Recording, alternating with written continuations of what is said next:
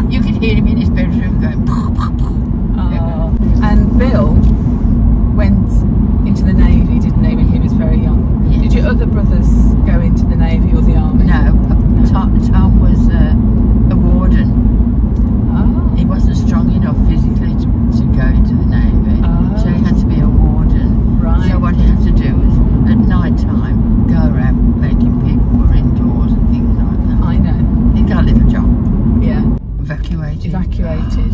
And why did only 2 of you go? And then what happened? We were evacuated to a strange place. Nottingham, near Nottingham. Near Nottingham. Newstead. It was, it was an old colliery. And it's called, I can remember the name well, can't I? Newstead. That's right. The family were okay, but they weren't marvellous. Because her husband came one day and he said, her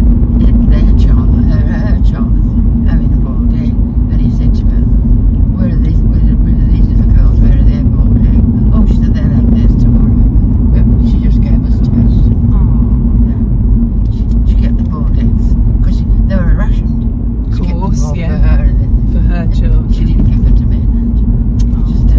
But then your father wasn't happy about you being away, was he? Well, I wrote to him, but I didn't really read between the lines. I said that everything was okay and that, but I don't know. My mother had said to him, go and get those kids back now. So we went and picked you up. When I saw him pass the window to come to the front door, and I thought, oh, my dad. Oh. But would that have been illegal to have removed children from where they're evacuated? Well, they might have. He might have said one of the children was ill. Okay. They made an excuse just to bring them away. Yeah. Anyway, we never went back. No, that's good. No, they were getting paid for looking after us. They'd jump at the chance, wouldn't they? Yeah. They weren't looking after us, but they were getting paid. Yeah. Gosh. Because I remember Angela wouldn't mix with all the children outside. I'd go outside for a while and talk to some of the children outside, but Angela wouldn't mix with any of them. No, she's like it. Oh. The sun is shining. Yeah. And we're going shopping. That's not like us, is it? So this section of this week's video is a collaboration, and I have done a collaboration with Just Janey. I shall link Jane's channel down below in the description box for you, but we have set each other a challenge. It's called the Charity Shop Challenge, and we have both been out and about with a budget of £20. And this is what I have picked up so far. So I have only been to one charity shop today, and I'm hoping to go to more at the weekend. So this section of the video will be what I bought today, plus whatever I pick up at the weekend. But so far, I have spent £11, and that was in the Salvation Army charity shop in Lichfield in Staffordshire today. The first thing I picked up is going to be a little gift for Grace, and it's Christmassy. And wait for it, here it is, this fabulous mug. Don't you just love that? Father Christmas, a bit like he's climbing up the chimney, he would seem. I thought that was really good, and it's really big, really big. I was really surprised about that. I don't know where it's from originally, no markings on it. If any of you recognise it, you might do. It might be a Home Bargains one or something like that, but that cost me £3 today. I'm going to give it a clean up. It's a bit mucky inside. Give it a clean up, and that is the first purchase I got. The second one I got is going to be for me. I haven't put a battery in it yet, so I'm hoping it's going to work, but for another £3 I have bought this very nice clock. I really, really like that. And it's very in keeping with the decor in my lounge. So it's going to go on my mantelpiece. Very simple mechanism, just needs a AA battery in the back. Again, I don't know where it's originally from. It's very dusty underneath. It needs a really jolly good clean. It has got a sticker on the back, but it just says gifts and a barcode. So I don't know where it was originally from. It's wooden, and it's got a nice little metal handle at the top, but I really liked it. Really like that. And again, that was £3, so £6 for those two. And the next thing I got cost £5, and it's this. And again, really like it. When I first saw it, I wasn't sure what it was for, but I think I've worked out it's actually for soup. And hoping this year the Invisible Chef is going to be cooking a nice homemade soup starter for us for Christmas Day. So I thought it would go very nicely in there. Now it is missing the ladle that it should have come with, but when I opened it, inside there was a few little other bits and pieces, and what they've actually put inside are matching salt and pepper shakers. Now that one's definitely matching, or rather these two, salt and pepper, definitely match, because if you can see, it's got this little gold rim line through it, and so have these. But then they've also put two others inside. So there's four. There's another salt and pepper shaker there, which doesn't match this set, but it came with it. So who am I to moan? And there's a look at the inside of it. So I can just envisage that lovely homemade soup in there. And what I might do actually is try and get a ladle for it off Amazon maybe. I do have a little ladle, but it's to go with another item I actually got from a white company a few years ago. I don't think it would be big enough for dishing soup. That's the only thing. So I might try and see if I can get, I might get one in another charity shop, but I'm certainly going to see if I can get one off Amazon if I can't. But I was very pleased with that, and it's definitely going to have use this Christmas. So far I've spent £11.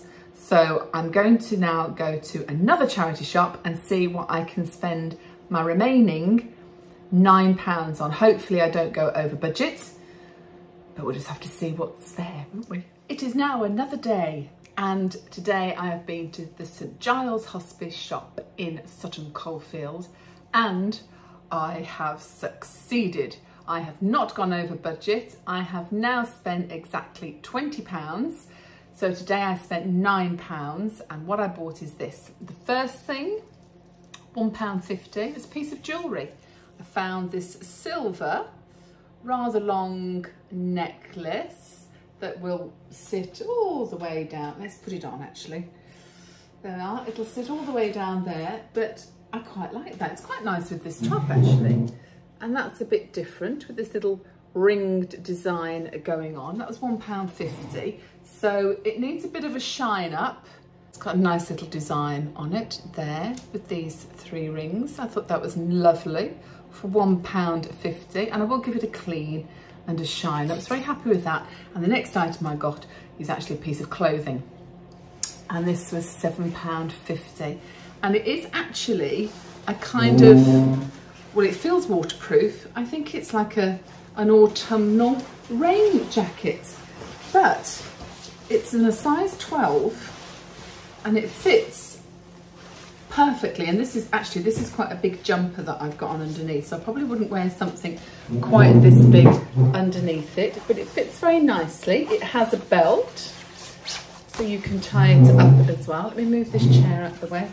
So I will need to pull the sleeves down because I've got a very long body and very short legs. Even though I'm very tall, I have a very long body and long arms and short legs. But that is a very nice, I would say, a mid-season kind of jacket that you could wear with, you could wear it going to work, you could wear it with jeans, you could wear it with anything really. But this is the good bit, the piece de resistance is, look at that nice red lining as well. Very pleased with that. And it's got a very nice red lining because it's a very good quality coat, because originally it is from none other than John Lewis. £7.50. A John Lewis, a very nice winter Mac. It's not the best way I'm describing it or showing it to you here, is it? I should have perhaps tried it on in a full-length mirror. But very nice lining inside. I'm really pleased with that. It does need a wash. It definitely does need a wash. So that is going to go through the washing machine in a minute, and I know it can because I've already checked the label. There we are, John Lewis. I can wash that on 40 degrees, actually. It's 100% polyester, but if there's a bit of a shower going on outside in this sort of just slightly change of season, that is going to be ideal. So I have done it. the Polly Johnson All Things Good and Just Janie channel, I have achieved my part of the charity shop challenge. £20 I have spent in all, household items, clothes and jewellery. I wonder how Janie is getting on. Now you know how I love Amazon, and look what I managed to get. Indeed, a soup ladle, a ceramic soup ladle in white to match the charity shop soup pot, and that is going to be perfect addition to that. That actually was pretty expensive, to be honest, £13. So if you were to add it to the charity shop challenge, I am quite over budget. But as I didn't buy this from the charity shop, I think I'm going to get away with the challenge, because it was £20 in the charity shop and this is an extra purchase. That's how I'm going to look at it anyway. But it's going to be absolutely perfect for the soup bowl. I'm super pleased about that. And I also want to show you a couple of other bits. Well, Grace, my daughter's been to Home Bargains. I didn't get a chance to go this week, unfortunately, but she did, and she got me this. It is for Christmas, but she found for £10 this handsome chap. Look at this gonk. I haven't had a Christmas gonk before, and I do actually think he is quite lovely and very big. It's a very big one. I think he might actually sit on the stairs this year, in one of the corners of the stairs going up the staircase, I think. I'm not too sure yet, but I love that. But before Christmas is Halloween, and I went to Morrison's today and I picked up this. Alex is talking to me. I picked up this in Morrison's and it was reduced to £7, and it is a, well, it's silver actually, but I shall say grey or silver, 3-tiered pumpkin that lights up. Look at this.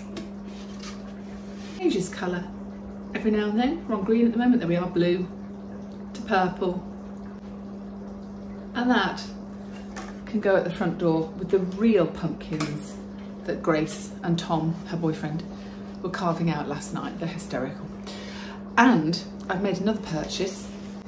This is really going to help me along with the preparations for Christmas. Now, as you know, a bit like last year, I am going to be doing Vlogmas. I must be out of my mind. I am going to do Vlogmas this year. So Christmas, I like to have well planned and organised anyway, but when I'm doing Vlogmas as well, I have to be super, super organised and well planned. I have actually already started Christmas shopping. I've got quite a bit in. I'm very pleased with myself so far. It is only mid-October, but I picked this up off Amazon, which I love, and it's a Christmas planner.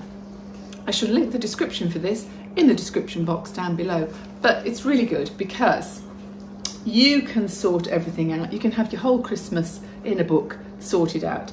It has a Christmas card list, so you can write the names, addresses, and a little tick box for have you sent and have you received. There is a section for present planning, which is great. So you can put the name, the gift ideas, or the gifts you've already bought. You can tick whether you've bought it or wrapped it. Actually, it has a place for the year as well. So you might want to buy this year, and you might not use it till next year. It's fine. Then there's a section for food and entertaining, which is going to be very, very important for me and the Invisible Chef this year, because we're going to be doing lots of lovely Christmas dishes for you throughout Vlogmas as well. So plenty of room for your shopping lists there. There is also an events calendar, so you can pop in all the lovely Christmas parties, etc. that you're going to, or other events, the date and what the event is. And then there's another section at the back called lists and notes. So a bit of a to-do section as well, and a section at the back for notes. I thought that was really good, and actually that is going to be so, so useful for me, and I will start filling it in this week, and it's going to be my little go-to book, I reckon, for the next couple of months. Well, this week the Invisible Chef is back, and he has treated us to a beautiful homemade steak and Guinness pie. It's quite reasonable on cost of ingredients as well. You will need 1 kilogram of braising steak, some carrots, some celery, some garlic, some bay leaves, porcini mushrooms, onions, thyme, beef stock, a pint of Guinness, some puff pastry, some potatoes, some cream, some chives and some butter.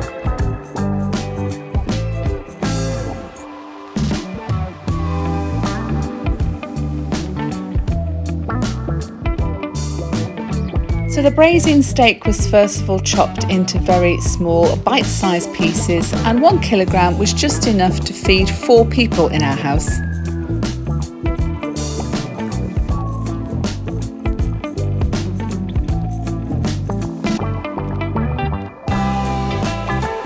Plenty of salt and pepper for seasoning.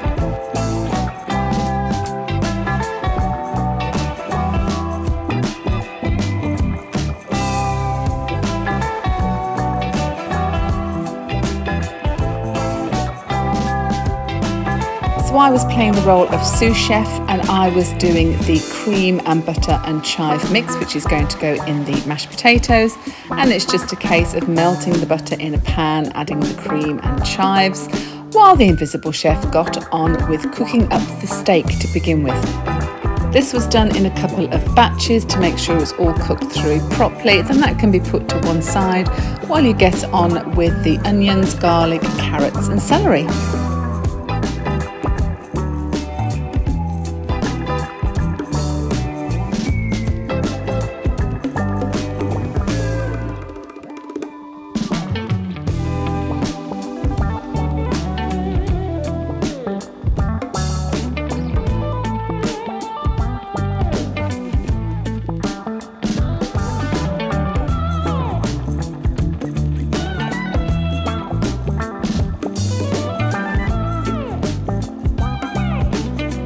Now at this stage we were going to add tomato puree, but yours truly didn't have any in her fridge, so we actually used half a tin of chopped tomatoes, which worked equally as well.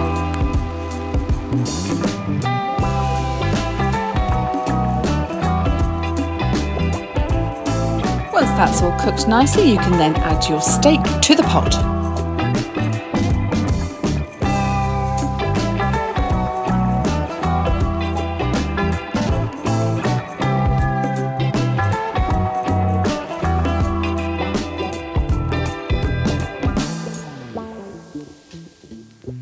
Then comes my favourite bit, the pint of Guinness.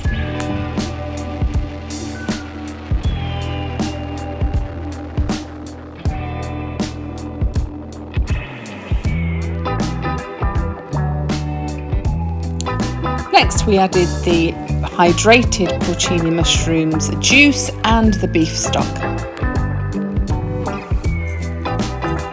I then chopped up the porcini mushrooms that were left, and they go in the pot as well.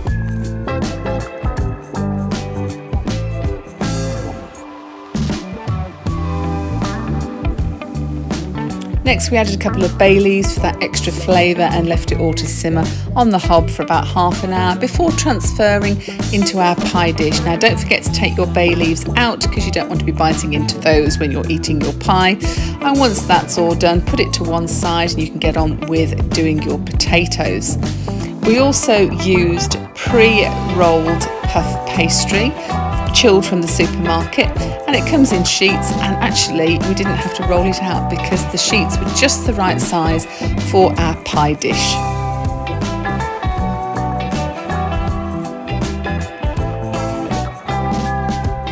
Then you're ready to just brush your pie topping with a mix of whisked egg and a bit of water.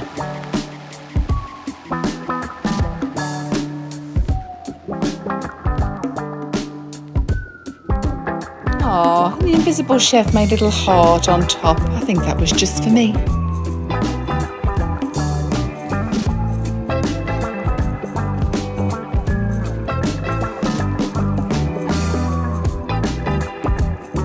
Don't forget to then make a few little cuttings into the top of your pie, otherwise when it's in the oven it could explode.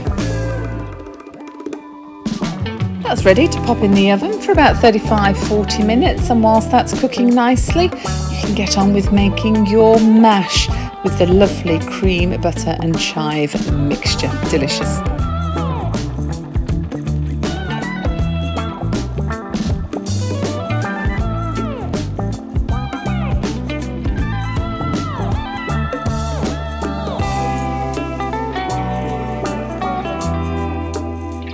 Check that your puff pastry is cooked nicely all the way through, and if needs be you can then get rid of any slightly overcooked edges and pop it back in the oven for an extra few minutes just to make sure that the middle is definitely cooked through, which is exactly what we did.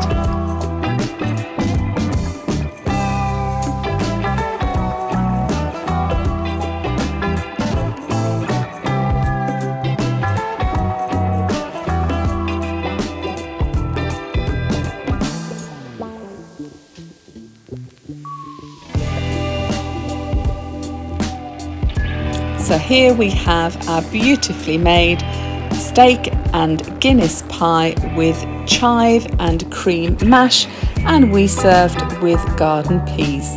Delicious. So here we are having our moment on the bed with all the lights on. It's only 6:30, but it is now dark. We are proper into the autumn now, aren't we? And don't forget, if you live in the UK, next Saturday, last weekend of October, the clocks go back an hour. So sorry to disappoint you, but it will be dark by 5:30 in about a week's time. Oh well, embrace the seasons. It's absolutely torrential rain today. I know some people have been having awful storms and lots of flooding, so wherever you are, I hope you're doing okay. My week has been okay. I am still doing a lot of racing around and chasing up on medical appointments, both for myself and Mom.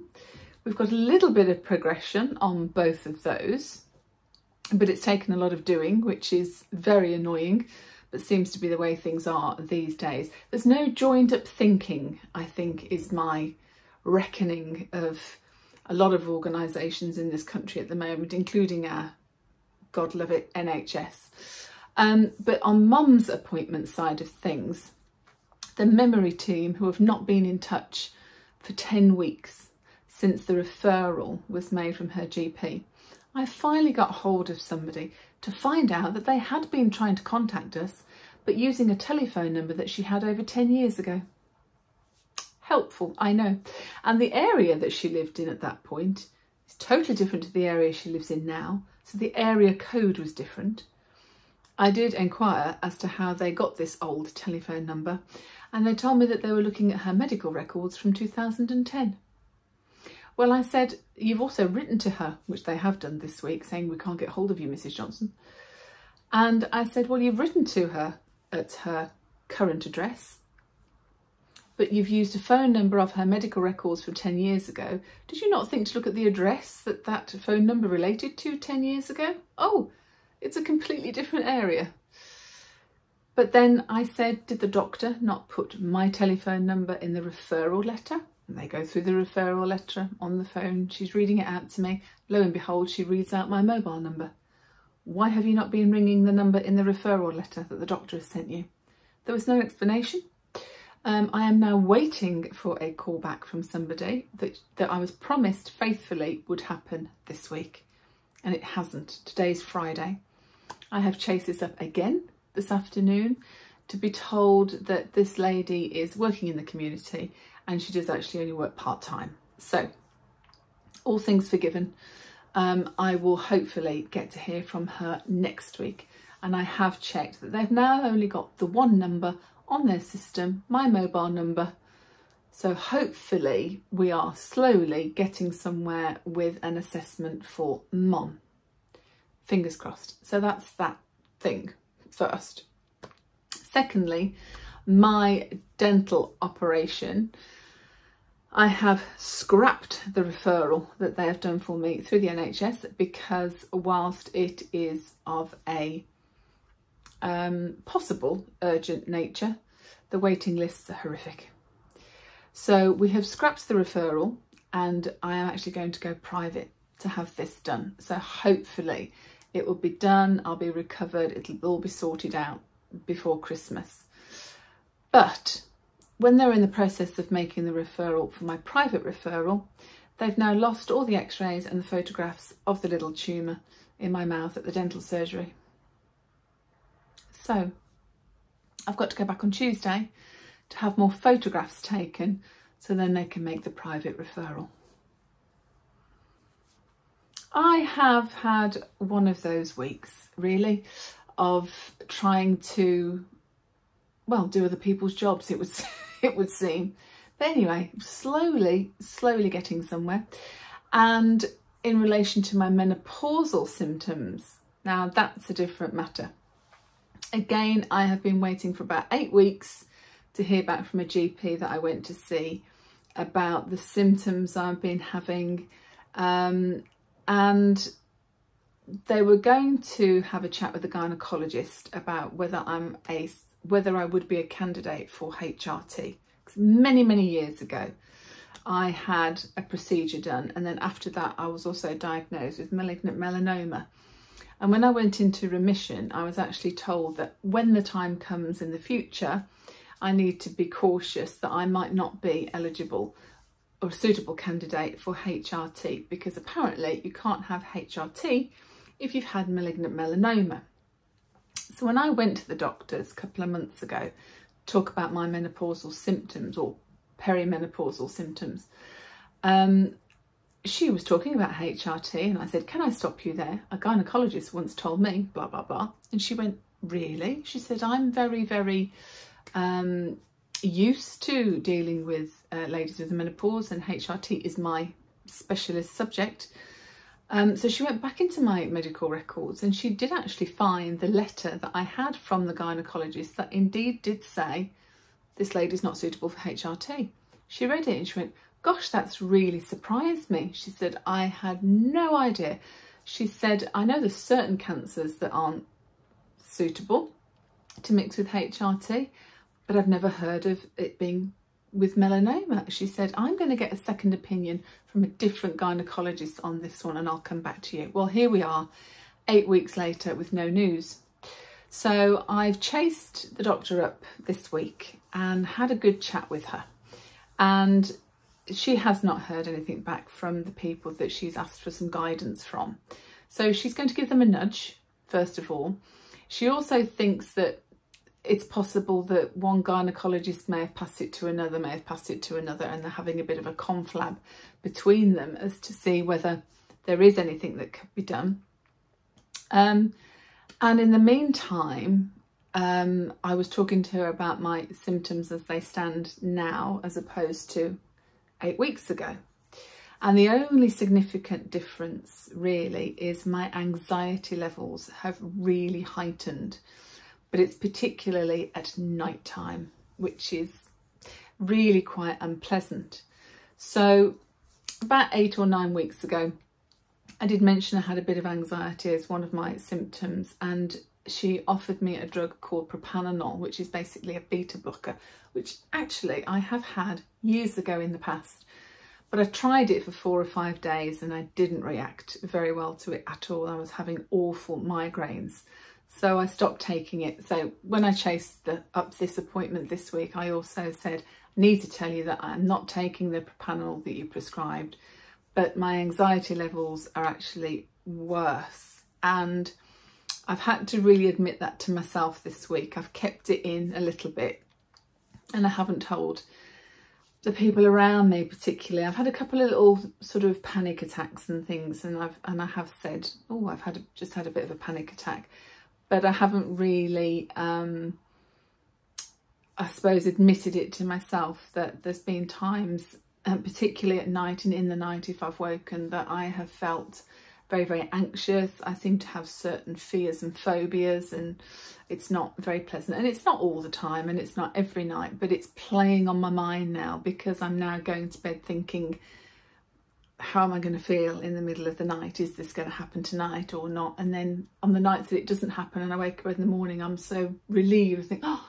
I've had a night's sleep, and that didn't happen last night. But it is quite a lot, and it is quite a few nights. So I did mention it to the doctor, and she has suggested that I take an antidepressant called fluoxetine. And again, I have been on fluoxetine in the past, back in 2016, and I took it for 2 years. And then when I came off it, I was absolutely fine. So I'm not opposed to taking it at all. I'm going to start it next week. And we'll see how that goes. So I suspect perhaps there'll be a little bit of a period of adjustment for a couple of weeks while my body gets used to it, and hopefully I don't have any nasty reactions to it. But I'm going to use it as a crutch just for, hopefully just for the winter months, and to see me through a little bit until I get some more information about HRT or the possibility of having it, or if I can't have it, I'm going to have to look at alternatives. And I know that anxiety is quite a common menopausal symptom as well, so it doesn't surprise me that that has reared its ugly head, for want of a better expression. But again, I'm trying to sort of not be hard on myself and go, do you know what, actually you do have to cope with quite a lot, and you are busy, and I'm looking after mom and all those kind of things. And I thought, well, if I'm not as on form as I should be or could be, those other things are going to get affected. So I think I'm going to go with it, and I'm going to take it, and hopefully just use it as a crutch just to get me through the next few weeks or months. Apparently that particular antidepressant is often given to women with perimenopausal and menopausal symptoms because it actually helps with a lot of the symptoms. It's not just used as an antidepressant, so apparently it's very good for hot flashes, night sweats, all those kind of lovely things that we have to deal with. So anyway, I'm going to give it a go. So that's one positive thing that's come out of my chasing up medical things this week. And I'll let you know how I get on with it. But I'm okay, I'm functioning.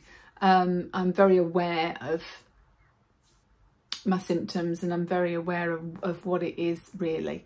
So I think if I can just nip this bit of anxiety in the bud a little bit, it will help smooth it all out. And if you are experiencing any of these things as well, do drop comments down below, because I think it's always helpful when we can have a bit of a conflab between us and support each other really through these kind of things, and help each other along with tips and tricks and all sorts of things and all that kind of stuff. I have done some lovely shopping this week and last week actually, which I haven't got round to showing you yet. I've got some new winter bits and pieces from Next, so I'll try and remember to put them in next week's video. And next week I'm also going to be making my very autumnal American pumpkin pie. I always do one around Halloween, or sometime in the autumn. I generally do it around Halloween, and I only ever do it once a year because I suppose it is a very autumnal kind of dish, isn't it? But I absolutely love it, and so does Grace.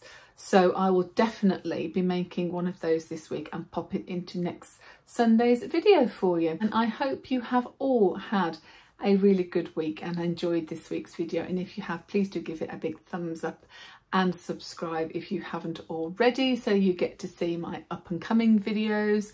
And also don't forget, I'm trying to get to 2,000 subscribers if I can by Christmas.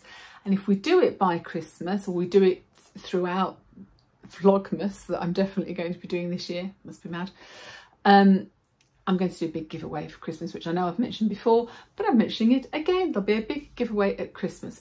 But anyway, let's get back to the here and now.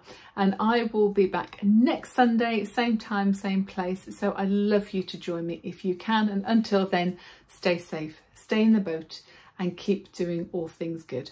And I will see you next Sunday. Take care. Thanks for watching. Bye.